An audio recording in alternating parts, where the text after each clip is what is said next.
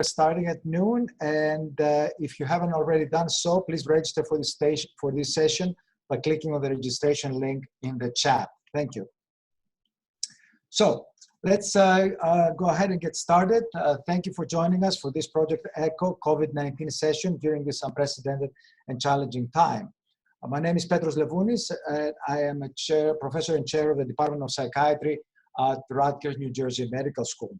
I will be facilitating this afternoon's discussion. For anyone new to Project ECHO, the rapidly changing situation with COVID-19 necessitates a responsive, fluid, and interactive communication strategy. Project ECHO fosters partnerships between experts and frontline healthcare providers. It is based in education, begins with information, and extends to better outcomes. Today's session was specifically devised for frontline providers in outpatient settings. For anyone who's familiar with the Rutgers Project ECHO telemedicine clinic offerings, due to shifting priorities, we have changed our previously scheduled topics in order to focus our resources to our response to COVID-19. The purpose for today's session will be to provide information on COVID-19 and addiction treatment. We appreciate all of the questions you submitted upon registration. We're sensitive to the urgency of your requests and are going to make an attempt to answer as many of the questions on this call. We've had over 1,200 questions submitted. The Q&A feature is also where you will be able to ask questions during the session, which will be compiled and presented to the speakers after the presentation. There will also be a significant amount of time devoted to questions and answers at the end of the session. Thank you for your participation. I hope we can have a rich discussion and ensure your patient care questions are answered during our time together. To introduce you to our technology today, if you have not already registered, we ask that you register using the link in the chat. This session is being recorded and will be distributed and posted on the Rutgers Project ECHO website after the session, including any links and resources shared during the presentation. Finally, as the timeliness of this content changes with each passing day, if you are viewing this recording at a later time, realize that this may not be the most current information at the time you are viewing it. Note that information and websites on the New Jersey Department of Health, CDC, and covid19.nj.gov as resources for healthcare providers are provided on our New Jersey Project ECHO COVID-19 website. So with this, I want to introduce today's speaker, Dr. Clement Chen, who is going to be giving us a presentation on COVID-19 and addiction treatment. Clement? Yes, thank you very much for this opportunity to speak in the ECHO program today. Happy Friday, and I'll get started.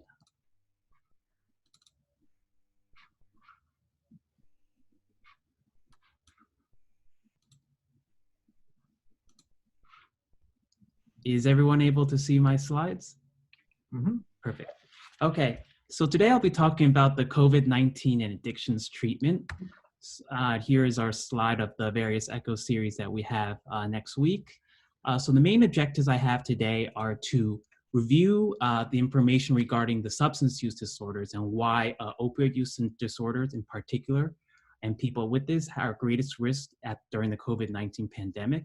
Look at some of the regulatory changes that affect MAT for opioid use disorder and see, based on some of these regulatory changes, what strategies are people doing to deliver MAT in this landscape.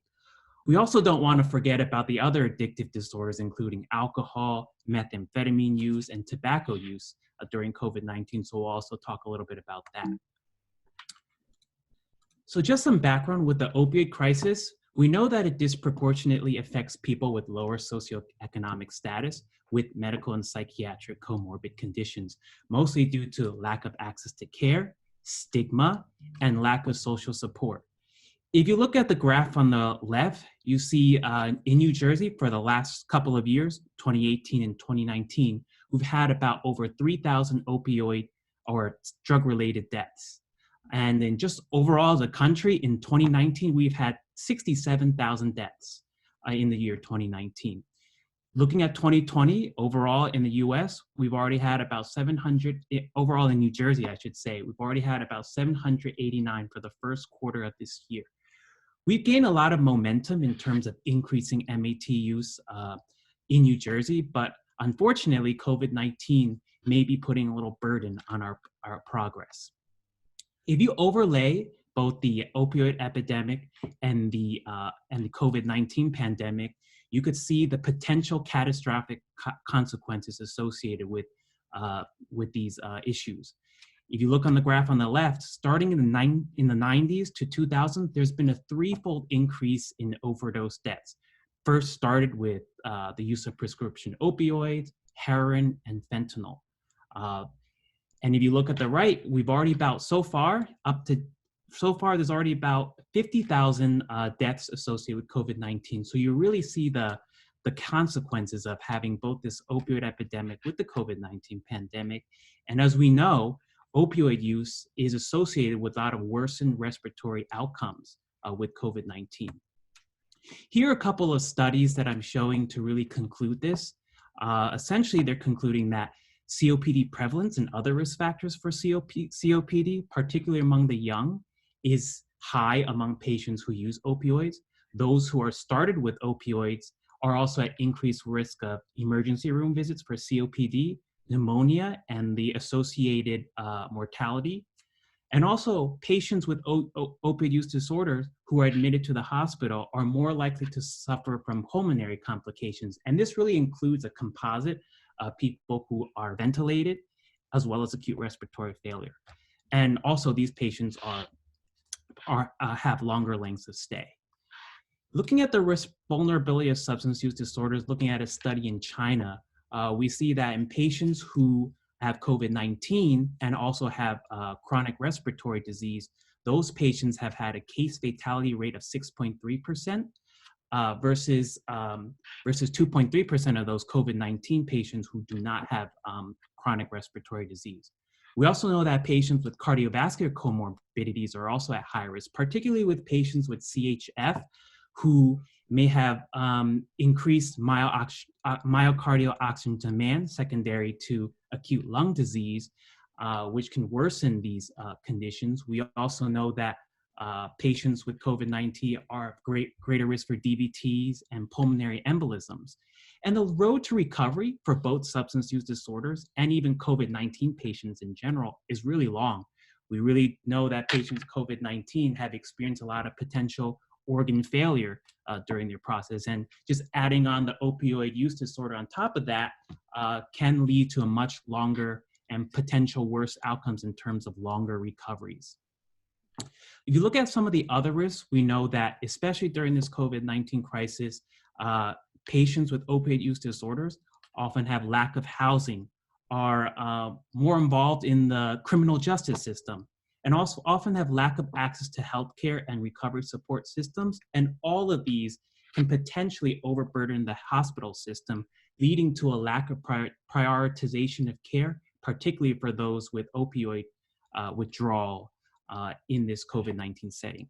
Also, with the lack of social support with social distancing efforts is also a potential issue for patients leading to relapse. Due to all the lack of access, we really need more comprehensive case management more than ever, especially when all the services available are becoming more and more limited. And of course, patients with substance use disorders continue to face stigma. People view them with weak character and poor choices in their lives. And due to all the stigma, they are probably or more likely not going to get enough care when they present to the hospital. We also understand that people with substance use disorders suffer from a lot of stress and anxiety, and this post-acute withdrawal syndrome is so key because these patients often live lives where they're often anxious, in extreme periods of dysphoria or sadness, and using drugs may be a way for them to escape those feelings. And of course, addiction, the way we know it as providers, as a neurobiological disease, often leads patients to greater isolation, as there's a strong correlation with isolation in people who are addicted to drugs. And COVID-19, due to social distancing, will further lead people to greater isolation. And interestingly, I have on the slide here, COVID-19 is a long duration event. I'm referring to a discussion from last week from Dr. Livonis, where acute traumatic events can lead to relapse or worsen mental health cases. And because COVID-19 is a long duration event, although we're thinking it may lead to relapse, hopefully there's some hope because it's been shown, as Dr. Lebonis mentioned, that longer term events may not have as much relapse, in the future. So hopefully that's the case, but we're preparing for the worst in that this whole COVID-19 situation can lead to greater relapse. So of course, our greatest fear amongst substance use disorder patients is relapse and overdose deaths. And unfortunately, due to the lack of less access to care, primarily with office-based addiction treatment providers who may be temporarily closed, opioid treatment programs who may be at their capacity due to reduced staffing, or substance use license facilities who may not be taking patients because of the high risk of COVID-19 exposure. All could potentially lead to the lack of access to care, and emergency rooms overburdened with COVID-19 patients may not be prioritizing people with opioid withdrawal. So now I want to change gears and talk about the regulatory changes affecting MAT in particular. So I wanted to first start with DEA guidance and really first define telemedicine. So the the Health Resources and Services Administration defines telemedicine as the use of electronic information and telecommunication technologies to support and promote long-distance clinical health care, patient and professional health-related education, and public health and health administration. This is important because when we focus here on the first bullet with the Ryan-Haight Act of 2008, which basically stated that prescribers who are prescribing controlled substances must have at least one in-person evaluation before being able to prescribe controlled substances by means of the internet. We've seen that there's a lot of exceptions to that. Telemedicine, being involved in telemedicine is an exception, as well as this public health emergency is really increasing the flexibility in prescribing and dispensing controlled substances, now even allowing the use of telephone. This is really significant because, of course, the focus on telemedicine and the use of telephones is really helping to promote the idea of social distancing. So now prescribers, data waiver prescribers, are able to prescribe buprenorphine via telemedicine, as long as the provider is acting in the usual course of practice. And it's important to focus that the standard of care in the in-person setting has to be the same as via telemedicine. Some of these DEA guidance have also relaxed the ability to allow providers to dispense controlled substances across state lines, which is incredibly important in terms of increasing access to MAT throughout the country.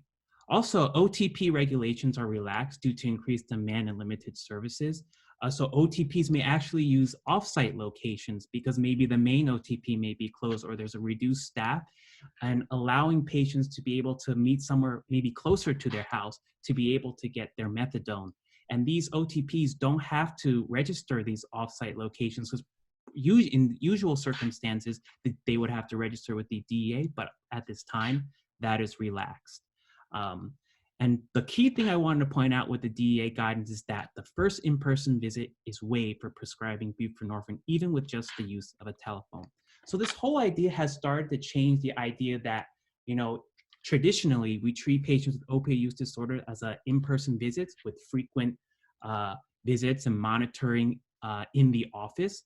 But as you can see here, the idea is to really promote telemedicine and how really the benefits of telemedicine can actually be particularly beneficial for opioid use disorders, regardless of the current pandemic landscape. So SAMHSA also works in tandem with DEA, and it really has promoted the use of telehealth for buprenorphine and even opioid use disorder overall. We'll talk about methadone and use of telemedicine in that setting for the opioid treatment programs. SAMHSA guidance has also provided discretion in terms of determining whether a bona fide medical emergency exists for the sharing of personal health information. And that's important because traditionally, information regarding substance use is not shared unless consent is given. And of course, one thing I wanted to point out with the SAMHSA guidance is that there is the ability for providers to apply for an emergency increase of waiver limits for buprenorphine in this COVID-19 pandemic.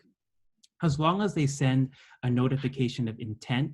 And this is available on the SAMHSA application if you go on the SAMHSA website. And all the provider has to do is provide a reason for needing this emergency increase. So providers, if they're newly started, can go directly right to 100 instead of 30 for the number of prescriptions they can take, or go from 100 to 275. They can list the length of time they need, not exceeding 6 months.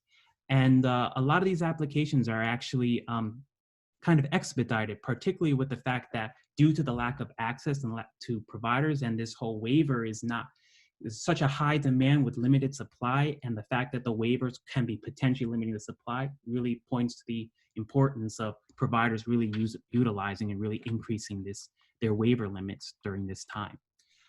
With regards to opioid treatment programs, SAMHSA also provided guidance in terms of exempting the requirement for an in-person evaluation, but only for buprenorphine. As we know with methadone, there are still a lot of potential safety risks, especially in the induction period, where titrating methadone too quickly can put someone at risk of overdose. We also know that methadone is a full opioid agonist versus buprenorphine, which is a partial opioid agonist and has a ceiling effect to prevent overdose risks associated with buprenorphine. Methadone also has a lot of risk of drug-drug interactions, cardiac monitoring. And, under some of the guidances in New Jersey, providing take-home doses, patients are not allowed to receive escalating doses. They must take the same dose throughout the period until their next clinic visit. So that's something very important to point out. And of course, if you're using take-home doses in the beginning of therapy, methadone is often at such a low dose and not enough to prevent a lot of the issues with withdrawal and cravings associated with opioid use disorders. So for OTPs, there's this blanket exception through SAMHSA to allow for take-home doses for methadone. The OTPs can request blanket sections of 28 days for stable patients and 14 days for less stable patients. However, there's a lot of gray area, and OTPs must make the individual determination of safety in mind when they do so. The guidance is also suggesting that quarantined individuals, whether they're COVID-19 positive or suspected of COVID-19, they all should remain at home and receive take-home doses. To facilitate this, the patient can designate a surrogate to be able to receive the medication, or the OTP can provide a doorstep delivery of methadone. It's important to note that the OTPs cannot mail methadone to the patients. It must be via delivery if they choose that path. And there's other strategies that's been used, such as curbside dosing or drive-through dosing that has been used to help reduce the exposure to COVID-19. And the New Jersey guidance is also available, which also states that COVID-19 positive patients should not present to the OTP during this time. The New Jersey Department of Health Services also provides some guidance in terms of elimination of prior authorizations for buprenorphine, which is incredibly important. This was just released in a newsletter back on April 1st, where although buprenorphine doesn't require prior authorization in general, certain dosage forms still did, but now patients are able to get, for example, film buprenorphine without having to try tablets. And that's really important in terms of increasing access to buprenorphine during this time. It removes the location. They support the removal of the location requirement to engage in telehealth, so patients are able to be seen in their own homes or wherever they choose to be. Hopefully it's as private as possible, and allows the providers the permission to use telehealth in good faith, using potentially non-HIPAA compliant platforms such as FaceTime and Skype, as long as they're using good faith. Poor faith would be the use of public domains where the public can get in, such as the use of Facebook Live, TikTok, and all those kinds of things. Those are definitely not valid in terms of the permission to use telehealth according to the privacy rules. And of course, the provider is not required to review a patient's medical chart prior to telehealth, particularly if the provider deems it's unnecessary and providing a barrier. So this also helps to potentially provide access to MAT, particularly with buprenorphine, which doesn't have a lot of contraindications to begin with. And a lot of the self-reports from patients can be just enough to be able to prescribe the buprenorphine. The Centers of Excellence, which is funded by the Department of Human Services, also provides guidance in terms of COVID-19 and MAT.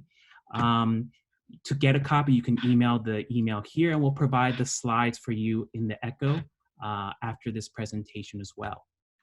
So just in summary, in terms of guidance for patients at high risk, and we think of Newark patients, pretty much a lot of those patients are at high risk. So really in this setting, buprenorphine may be the more practical choice during the pandemic. However, we do understand that still patients can particularly benefit with methadone, or patients who are clinically more appropriate for methadone. So we also are not disregarding those patients. With buprenorphine, we want to allow for caregiver pickup if possible, particularly those patients who may be experiencing symptoms, and to reduce COVID-19 risk, request the delivery of bupe from pharmacies, allow for monthly supplies, and patients who are on the long-acting subcutaneous buprenorphine to change it temporarily to sublingual buprenorphine at this time. With methadone, we encourage the OTPs to use the blanket exceptions according to SAMHSA guidance, following the chain of custody for the take-homes, especially if a surrogate is being used, as well as the use of lockboxes, which are given to patients to ensure adherence to methadone and not overusing methadone. So now in terms of all these regulations, I want to talk about how some of these relaxed regulations have led to some of these new strategies to deliver MAT during this COVID pandemic. So of course, telemedicine, we want to emphasize it's appropriate for all settings including, outpatient, intensive outpatient, even residential treatment program using telemedicine when appropriate.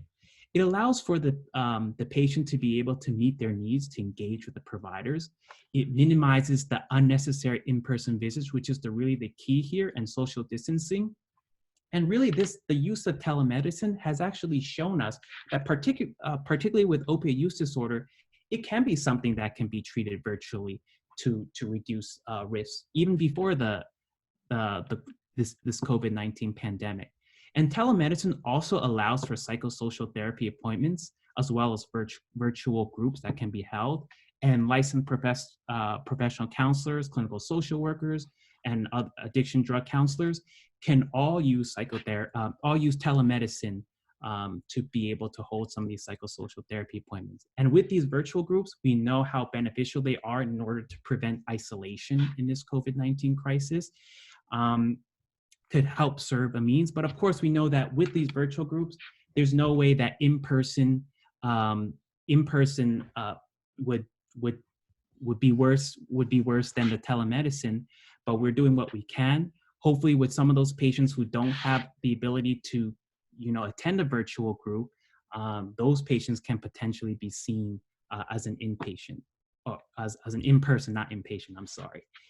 Here on the right, I list some of the various potential HIPAA-compliant vendors that are available here, including Zoom for healthcare, Doxy.me, which is used often. Cisco WebEx also has a specific HIPAA-compliant component. And as we mentioned before, we want to avoid Facebook Live, TikTok, and Twitch. This is an interesting clinic that was developed in New York City in Bellevue Hospital. This is a virtual buprenorphine clinic.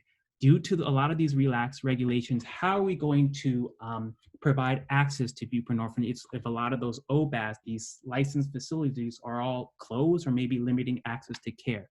So this was set up to help address this issue, and patients can ask for buprenorphine from the street.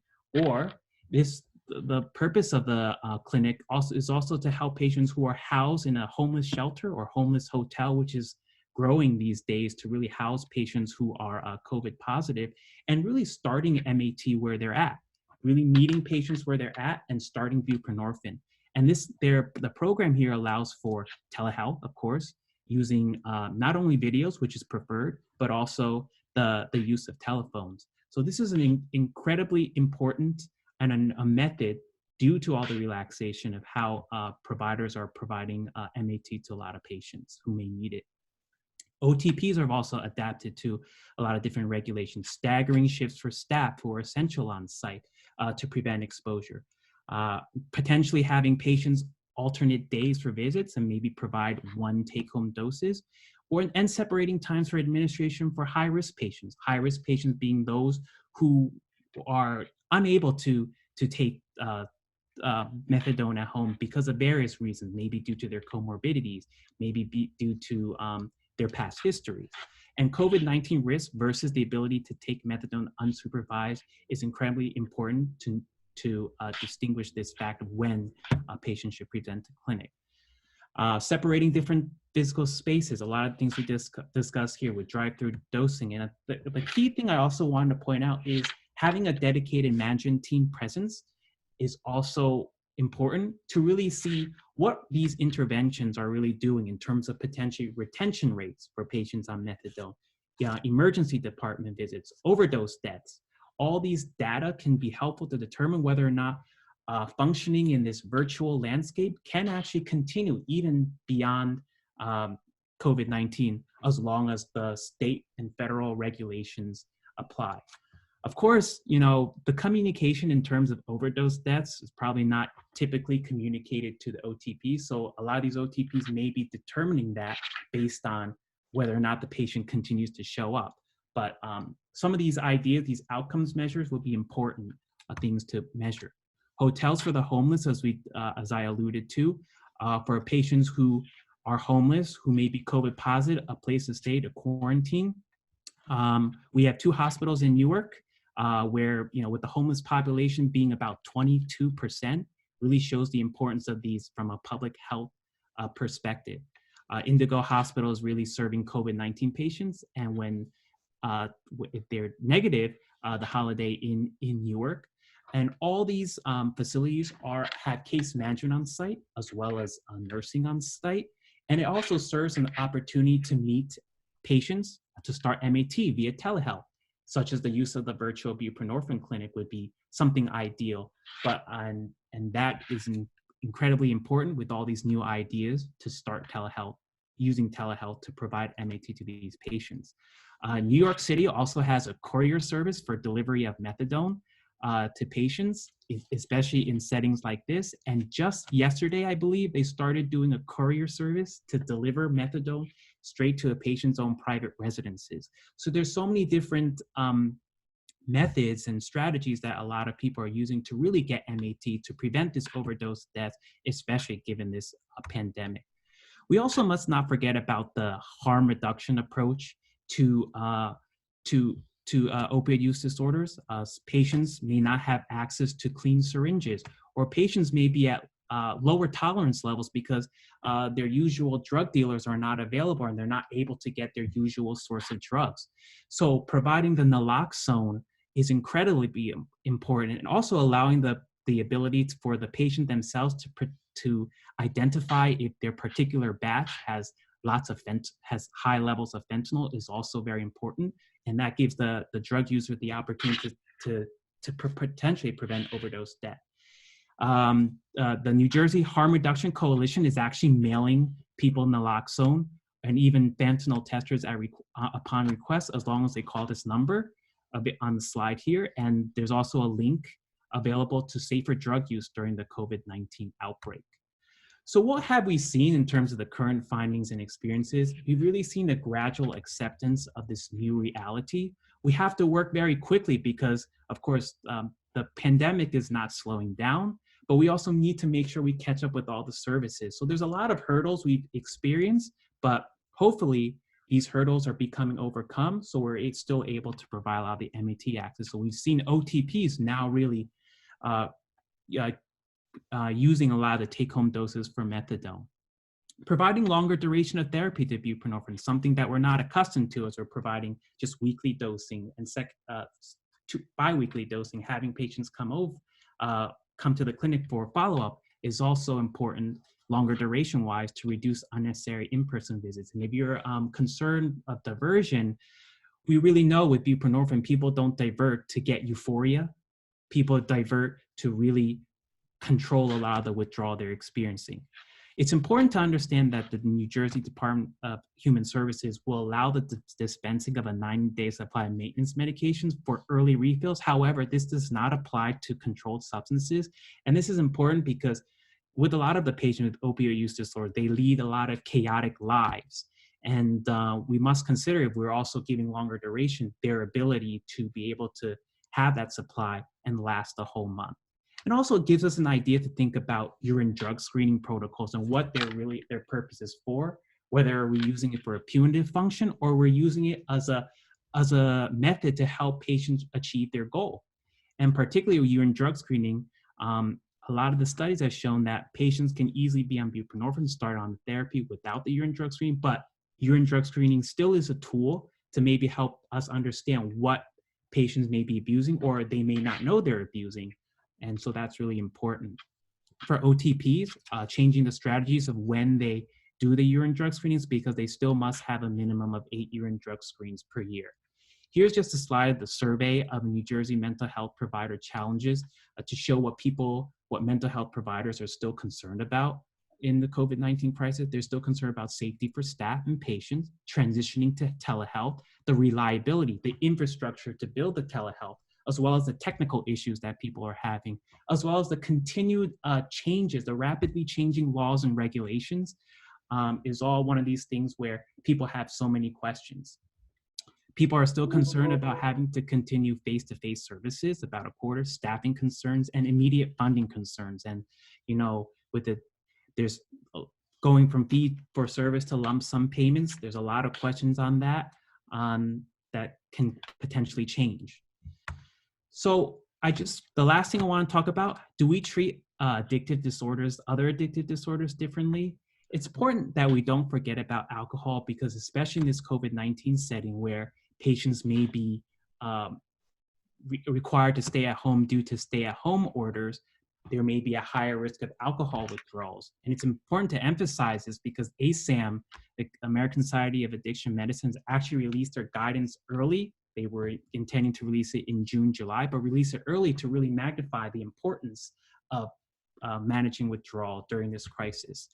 I put here a couple of screening tools: the audit's consumption scale to screen for risk of the level of acuity for alcohol use disorder, as well as the short alcohol withdrawal scale to determine the severity of withdrawal, to determine how we can really treat these patients, whether we need to send them to an inpatient management, especially if they have a lot of comorbidities and a history of DTs, delirium tremens, or seizures, or if they have such low acuity, low risk patients, potentially we can use non-benzodiazepines to start, such as gabapentin or carbamazepine for that matter. Of course, using benzodiazepines who are still at risk of withdrawal. We also must not forget about methamphetamine use, which growth has continued to grow even prior to COVID-19. And there's a lot of studies, a lot of post hoc analysis that have shown potential benefits. The idea of MAT with agonist therapy with dextroamphetamines and methylphenidate. However, because it's not FDA approved, we wouldn't recommend that, but there's a lot of post hoc analysis to show potential strategies. Maybe the use of mirtazapine, which is much safer than the use of a controlled substance. In a cisgender and transgender woman study, in those who had those patients who had sex with men, they showed a reduction in methamphetamine use when they're on mirtazapine, as well as a lower HIV risk as well. Use of bupropion is also a potential benefit. Post hoc analysis showed that patients who lightly use methamphetamines had lower use. And bupropion, given that it's FDA approved for tobacco smoking, and given that a lot of patients have, a high substance use, high use of tobacco smoking when they have substance use disorder, could potentially be a good treatment as well. And of course, with tobacco, we just want to really emphasize that the inhalation, either with vaping or cigarette smoke, is really not recommended at this time, given the risk of lung inflammation. And we really want to encourage the use of nicotine replacement therapy, particularly for those patients who don't want to quit, a harm reduction approach to use nicotine replacement therapy and all those things for the time being. As we know with tobacco, a high percentage of smokers who have COVID-19 and present to the ED, to the hospital, require ICU support. So just some final thoughts. These new innovative models of delivery approaches, such as the use of the virtual buprenorphine clinic, the use of all these different delivery methods, could be something worth considering in the long run, considering that opioid use disorder, which traditionally we treat as in person with frequent clinic visits could potentially be something that we learned from this pandemic, that it can be treated telemedicine just as well, virtually. And really, these innovative modes have really shown that it's continued to provide access to MAT when patients need it. We know that especially during this crisis, we really need to focus on extensive collaboration, even with different partners that we thought we would never partner with. Partnering with the state, partnering with harm reduction organizations, partnering with a lot of different peer recovery organizations, everybody to really combat this situation. The revision of antiquated regulations, such as the potential idea of removing the waiver for buprenorphine altogether. And the idea that psychosocial therapy should not preclude pharmacotherapy, as ASAM also provided early release of guidelines for opioid use disorders, that to really start MAT first as the most important thing, and it should not preclude, psychosocial therapy should not preclude that, given that although counseling and psychosocial therapy still has a lot of benefit for these patients.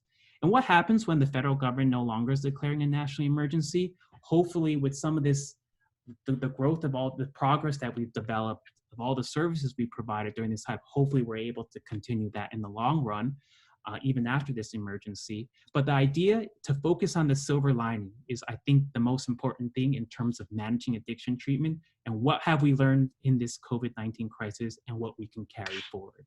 So thank you very much for your time today and listening to this presentation.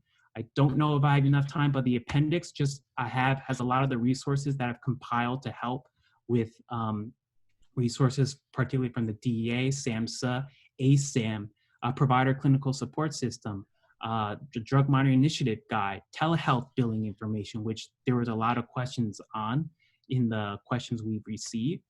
Also, Department of Human Services, Department of Health, the Consumer Affairs, as well as the Center for Connected Health Policy if people have a lot of questions regarding telehealth. And of course, resources for MAT referrals, using the NJSAMS database to see which providers are still available during this COVID-19 crisis. There's an office-based addiction treatment provider list, using ReachNJ to get patients the referral source they need, NJ Connect for recovery. And also I wanted to emphasize the provider hotline that the Center of Excellence used in case providers need in-the-moment advice to prescribe MAT for their patients. And here's a slide on telehealth billing. So thank you very much for your time. Hey, well, thank you so much, Clement, for this wonderful presentation. And now we'd like to open it to a number of questions that we have from the audience. We have some thank yous, which are always very well appreciated. I'm presently a certified alcohol and drug counselor. I would like to volunteer as a telehealth and addiction counselor. Would I be allowed to volunteer as a counselor? I'm also scheduled to become an LCADC by the end of the year. Could I use those volunteer hours towards my internship requirements? I'm not sure if anyone on the panel knows about this. I cannot see any reason why that the hours would not count, whether they're volunteer or paid. But if somebody has some idea about this, that would be great. Clement? Yeah, I would just really, for the participant who asked that question, to follow their board under the Division of Consumer Affairs and see what are some of the requirements there. But I do know that, especially if you're volunteering or as a student, you do have to be supervised by an attending. So I do believe that you're able to provide telehealth under supervision. And as we mentioned in the slide, people who are licensed clinical social workers, et cetera, are able to provide telehealth services. Great. Another question here, can drug screens be waived for patients not on medication but receiving outpatient substance use treatment? That's a good question. And I think this goes back to the idea of what are we using urine drug screenings for? The whole guidance right now is to really prevent people from going into the clinics and using telehealth. So obviously patients are unable to use urine drug screening, for example. so the guidance from SAMHSA is all like to, we don't really want to use urine drug screening unless it's very important, but we do know the benefits of it. But in terms of this crisis, there may not be that benefit. However, if one is really concerned, there is other methods like the use of oral swabbing that can be delivered to the patient, and they can do the test and then mailed to get results. Because primarily from a harm reduction approach, to look at, allowing the patient to know what they may be abusing by accident, especially if they're not getting, drugs from their usual source, can be a potential issue. So overall, understanding that urine drug screening can be used for goal treatment instead of a punitive approach. But to answer that question, probably you definitely waived. You don't need to use urine drug screening as often as you did. That's correct. I would also like to add that I think it's important to sort of document what you're thinking. So if you are going to just add to your note that getting a urine screen at this time would be more risk than benefit to both the patient and the community at large, you'll be fine. So I think documentation of your thinking process, like always, is important. Excellent. Another question from Angel. Can office-based addiction treatment be done via telehealth? Can we prescribe Suboxone to new patients via telehealth? I think the overwhelming consensus with that question is yes and yes. And really to utilize all these different relaxations, the use of telephone, if it's absolutely necessary, of course, using video, but you can use telephone. And I think this actually, if I can add, may actually encourage people who may not actually want treatment to begin with to actually get treatment, especially if they're, they didn't want to go into the clinic and see people or have people see them that, hey, they use drugs, maybe because the stigma that they have for themselves. This telehealth platform may actually get them started with therapy and actually get more people to start therapy.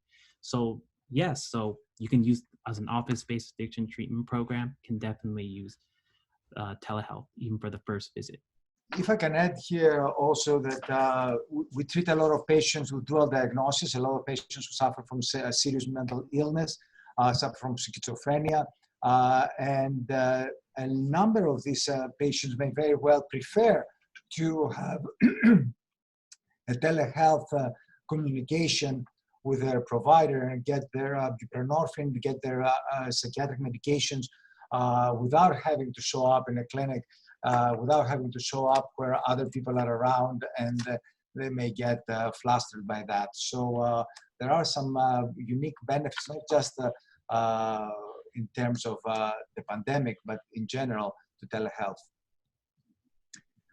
All right, moving on to Joseph's question. Are federal requirements for methadone, OTP during drug screens being more flexible during this shutdown time?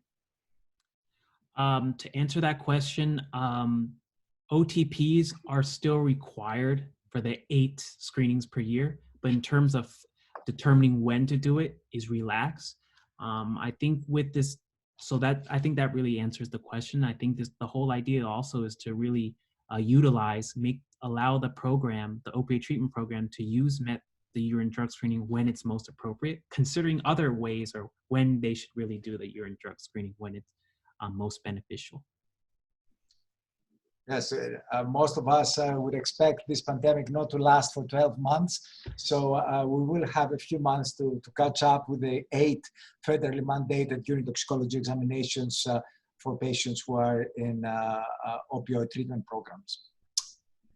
Okay, new question. If a patient is currently receiving injectable long extended release naltrexone shots, should you still recommend switching to sublingual buprenorphine? Is it as effective? For patients who done well on, sublingual, not sublingual Vivitrol, but injectable Vivitrol, especially during this time where we want to avoid patient visits. Generally, these patients are probably stable to begin with, so we probably don't want to see them in person, so we want to use telemed. An option would be to use sublingual buprenorphine, because buprenorphine, that being a partial opioid agonist, would definitely have benefit in that patient population. But people who are on Vivitrol probably don't want to be on the agonistic therapy. They want that antagonist approach. So you have to be very careful, especially if it's for opioid use disorder, to change that to oral naltrexone because of the risk of overdose. People already have less tolerance to begin with opioids when they're on Vivitrol, given that it's high affinity with the antagonist approach. So using oral naltrexone is very possible, but you have to be very careful with the patient depending on how that patient is and their ability to adhere to a lot of and know the risks for doing that. Just a general comment about oral naltrexone, which is a medication that some of us have used extensively before the introduction of the injectable naltrexone. It's naltrexone, oral naltrexone under supervision. If you have a parent or a spouse or a loved one who can supervise the naltrexone, the oral naltrexone, then that may work well in the direction of adherence. Although I do have to say that I had a patient who was taking his naltrexone in front of his parents, and he was very compliant with that, but he had made sure to put the naltrexone on the microwave for a minute or so, which completely destroys the active molecule before he would take the pills in front of his parents. So yes, there are ways of getting around that as well. All right. Can we talk about the importance of peer support? Peer support, especially during this landscape, is incredibly important, considering the fact that a lot of people are isolated, and isolation is an addiction is really related to a lot of the relapse issues. There are still plenty of programs doing a lot of peer recovery supports available, and we can definitely provide the specific institutions that are doing that. But I definitely encourage people to use the resources in the appendix that I have here, using ReachNJ to really connect with someone to do that. A lot of the peer recovery specialists are also working from home these days, but that doesn't mean that they're not seeing the patients. So that's really important. I do want to add one thing regarding the homeless population, which the use of peer recovery specialists is incredibly important. There's a lot of organizations out there to really provide transportation to where they may need shelters, like these homeless hotels we're talking about. So there's still a lot of different access points available to get people into treatment, and peer recovery specialists is one method to do so. Yeah, if I can add that, what I've noticed about peer support, mutual help groups have opened up to a broader concept of recovery. So when you go on the internet and you go to an AA meeting, any 12-step program, you may not be quite as bound to the specifics of the live meeting. So an open meeting, a closed meeting, AA versus NA versus, of course, the different other 12-step programs that we know. What I have seen is broader recovery-oriented mutual help groups, which, of course, it's kind of an experiment. We don't know how they're going to fare in the long run, but I'm glad that they exist.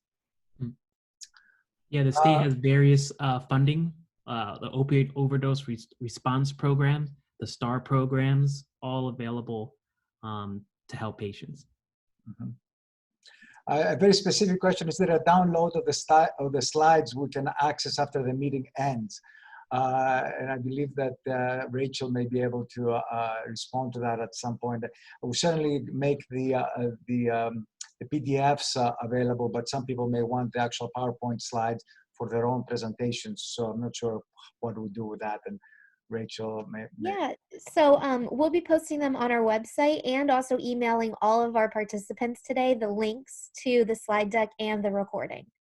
So is it the slide deck on PDF or is it on PowerPoint? PDF. PDF. So I think that some people may ask for the actual slides, and that is something that I'm not sure how to address really. Okay. Yeah, you may need to just contact directly the presenters and see if they feel comfortable sharing the slides. I certainly have no problem sending my slides. Yeah, no problem from my end either. So great, excellent. We like that. I think it's about sharing resources. If you're able That's to get right. information out, that's great. You'll be surprised though. Some people are very, very protective or anyway, there's like, anyway. Does ASAM level 2.1, the IOP level, need to be 9 hours a week, 3 hours, 3 times a week when switching to telehealth?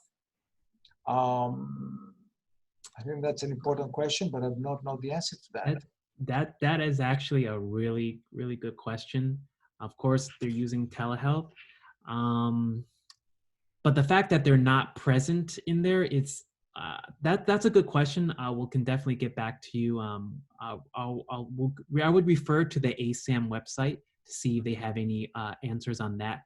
ASAM has put together a huge resources, things of various information. They have information about residential treatment programs, for example. The higher ASAM levels of care, like 3 and higher, is in there for guidance on that. So I would refer to that. Yes. Yeah. Yeah. Excellent. But we'll get back to that next week. We'll have more information on that. Okay. Are there religious considerations for methadone dosing? Ramadan started today, and fasting begins at sunrise and ends at sunset. Clinic medicating hours are usually 6 a.m. to 12 p.m. only. Sorry, what was the beginning to the question? If there are any religious considerations for methadone dosing, and the specific example is brought with Ramadan, which started today, and fasting begins at sunrise and ends at sunset. Yes, I think it's important to really incorporate a lot of different, to be able to accommodate different things. With what we know with COVID-19, they staggered a lot of the hours. So patients who are high risk or low risk may go at different times during the day. That is something, I guess, as a patient to talk with the OTP to see if they're able to provide accommodations. And I'm sure they're able to do that, especially given the crisis. There's a lot of different strategies they're already employing for COVID-19. Yeah, people have been surprisingly incredibly flexible. So I very much think that this may very well work. I work for the Barnabas Peer Recovery Program as a patient navigator assisting with treatment placement. There's only one hospital-based detoxification facility for patients with comorbidities, New Bridges. Are there any other resources for these patients with medical issues to receive help? I believe there are other organizations and available services available for inpatient. Of course, they're becoming more limited these days. There is a list of currently open ones. I don't know.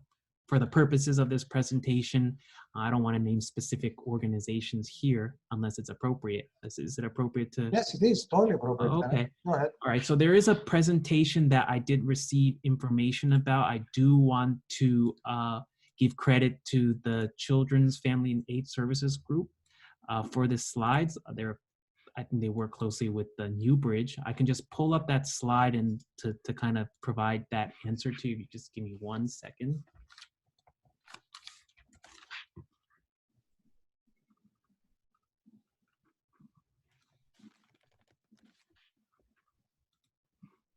I will very quickly answer another question. What about New Jersey Controlled Dangerous Substance License, the CDS? Has it been waived? No, it has not.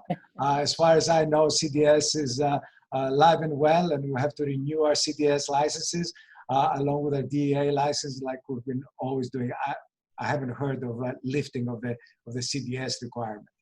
So programs, inpatient facilities such as Discovery Institute, Integrity House, Pyramid Healthcare, Maryville, New Hope, Summit Oaks, and Turning Point are all still taking inpatients. But do you know if any of them are specializing comorbidities, medical comorbidities that a patient may have? I think the New Bridge, as you said, it certainly does, but I don't know about the other ones. No, I know a couple of them are definitely focused only on substance use and mental health, not so much the general medical. Mm-hmm. That's a good point. Yeah, so we'll definitely take a look at that as well. Okay.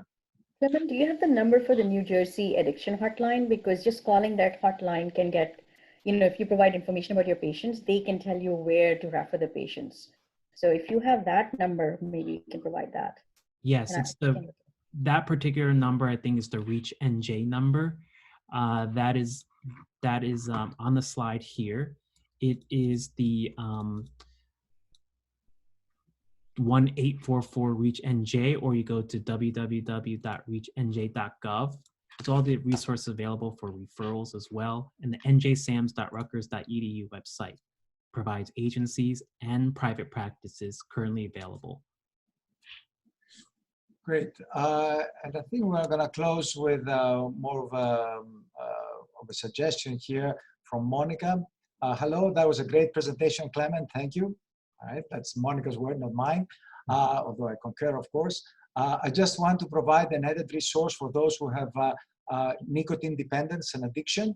I work with the RWJBH Institute for Prevention and Recovery, Nicotine and Tobacco Recovery Program. Our program is 100% free and free OTC and NRTs, patches, gum, and lozenges. We're doing telehealth calls now and accepting clients across all our 7 counties. We're happy to help those with substance use disorders, as it is a very difficult time for those in recovery. And the telephone number is 833-795-7848. I'm going to say it again, 833-795-7848, or rwjbh.org/nicotine recovery. And with that, we have exhausted the questions, the live questions that we've received.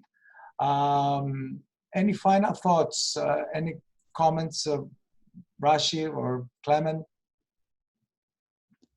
I think we need to keep up with the progress that we've learned from. And again, that's the last point I had, focus on the silver lining and really see where we can really take addiction treatment and really understand that a lot of the stuff we're doing can really be treated on a virtual basis.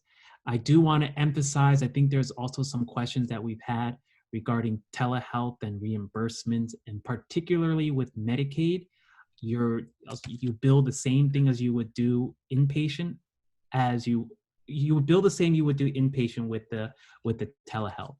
So that's a key finding. I think with private insurance and all those other things, you to follow the correct CPT codes available, but at least with Medicaid, everything you would bill the same way you would do in person. In person, not inpatient, in person. In person. I think I confused that many times, yeah. In person, be very careful. Yeah. All right, as we approach the end of today's ECHO, we want to thank you for attending and participating. Very special thanks to Clement for the wonderful presentation today. The session has been recorded and will be made available in our New Jersey Project ECHO COVID-19 website. We would also like your feedback regarding your interest in participating in subsequent sessions on this subject. Please take a few moments to complete our post-session survey so that we can gauge your interest and plan for upcoming sessions. Our next session is next Friday at 12 o'clock noon. It's going to be focusing on COVID-19 and helping our fellow physicians and nurses and counselors and social workers and psychologists and all kinds of mental health and general health clinicians. So it's going to be given by Dr. Rashi Agarwal from our very own panel. And we can't wait to see you again next Friday. Have a fantastic weekend, everyone. Bye-bye now. Thank you. Take care. Take care.